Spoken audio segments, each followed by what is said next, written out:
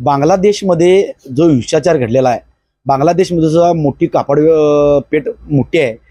कापडाचा परिणाम तिथं वस्त्रोद्योगावर झाल्यामुळे आपल्या भारत देशातील कापडाला आता उत्पादनात मागणी वाढणार आहे. आपल्याबरोबर तज्ञ नाहीत कापडाचे. काय सांगाल साहेब, बांगलादेशमध्ये जो हिंसाचार झाला आहे त्याच्या आपल्या कापड बाजारपेठेवर काय फरक पडेल? निश्चितच परिणाम होणार आहे. अचानकपणे जो हिंसाचार किंवा जी परिस्थिती निर्माण झाली बांगलादेशमध्ये त्याचा निश्चितच भारताच्या उद्योगावर परिणाम होणार आहे. बांगलादेशमधून साधारण 3.5 ते 4 मिलियन डॉलरची निर्यात फक्त वस्त्रोद्योगातून होत होती, परंतु ती सध्या पूर्णपणे ठप्प झालेली आहे आणि त्याचा फायदा भारतानं उचलला पाहिजे. अगदी किमान 10% जरी त्यातला व्यवसाय आपल्याकडे डायव्हर्ट झाला तरी 300 ते 400 कोटी रुपये महिन्याला मिलियन डॉलरचा व्यवसाय इथं वाढू शकतो. आणि ही संधी उचलून इथल्या उद्योजकांनी आणि व्यापाऱ्यांनी निर्यातीसाठी प्रयत्न केले पाहिजेत. त्याचबरोबर केंद्र सरकारनं सुद्धा यासाठी सवलती वाढवून या निर्यात वाढीसाठी प्रोत्साहन दिले पाहिजे, असं मी या निमित्तानं सांगू शकतो. ओएसिस फर्टिलिटीच्या तज्ज्ञांनी IVF उपचार पद्धतीद्वारे 1 लाखांहून अधिक जोडप्यांना मातृत्व प्राप्तीचा आनंद दिला आहे. मोफत अपॉइंटमेंट बुक करण्यासाठी आजच संपर्क साधा. काय सांगाल, आपल्या भारत देशात आणि आपले मेन करून महाराष्ट्रातली इचलकरंजी मँचेस्टर रेगणी म्हणून ओळखली जाते, त्यांच्या कापडात आणि आपल्या कापडात काय फरक आहे आणि आपली मागणी कशी वाढली पाहिजे? फरक कापडाचं काय म्हणता येणार नाही, कारण इथली जी क्षमता आहे आणि जी क्वालिटी आहे ती इंटरनॅशनलच्या दर्जाचीच आहे.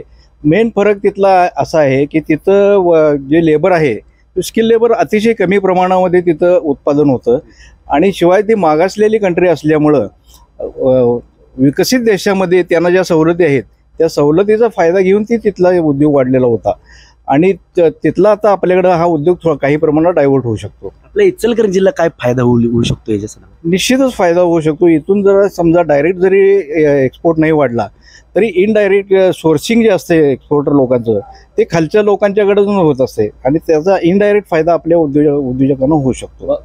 इचलकरंजी मँचेस्टर वस्त्रोद्योगाला चांगले दिवस येतील अशी अपेक्षा करूया आपण. आता हे क्रायसिस किती दिवस राहणार आहेत आणि तिथली परिस्थिती सामान्य कधी होणार आहे यावर बरंचसं अवलंबून आहे. एक यशस्वी उद्योजक आहे, कापड बाजारपेठेमध्ये मंदी चढ उतार असतो, अशी आता ही संधी चालून आलेली आहे भारताला, जास्त करून त्यामध्ये इचलकरंजी शहराला. त्याबद्दल काय वाटतं? नाही, निश्चितच याचा उपयोग इथल्या व्यापाऱ्यांनी आणि उद्योजकांनी केला पाहिजे आणि त्या पद्धतीचं ज्याप्रमाणे मागणी आहे त्याप्रमाणे आपण कापड उत्पादन करण्याचा प्रयत्न केला पाहिजे.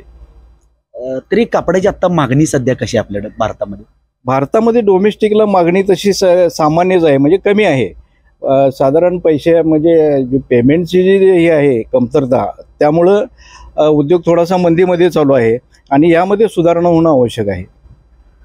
आपल्यावर होते हे होडसे उद्योजक कापड यांनी सांगितले की बांगलादेशमध्ये जी परिस्थिती उद्भवली ती कधी सुधारलं माहीत नाही, पण भारताने या संधीचा वस्त्रोद्योगाने उचलला पाहिजे आणि याचा संधीचं सोनं करून आपले केंद्रीय वस्त्रोद्योग मंत्री असू दे, इथले राज्यमंत्री असू दे, महाराष्ट्र राज्य असू दे आणि इथल्या उद्योजकांनी सुद्धा कापडाची बाजारपेठ जो संधी आता बांगलादेशने उद्भवलेली आहे त्या संधीचा फायदा इथल्या व्यापाऱ्यांनी आणि राज्यकर्त्यांनी घेतला पाहिजे. कॅमेरामॅन निखिल मेसेज, मी साईनाथ जाधव, TV9 मराठी, इचलकरंजी.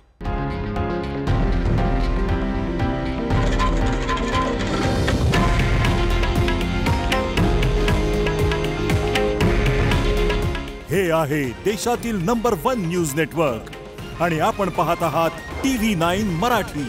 काळजी तुमची, हित महाराष्ट्राचं.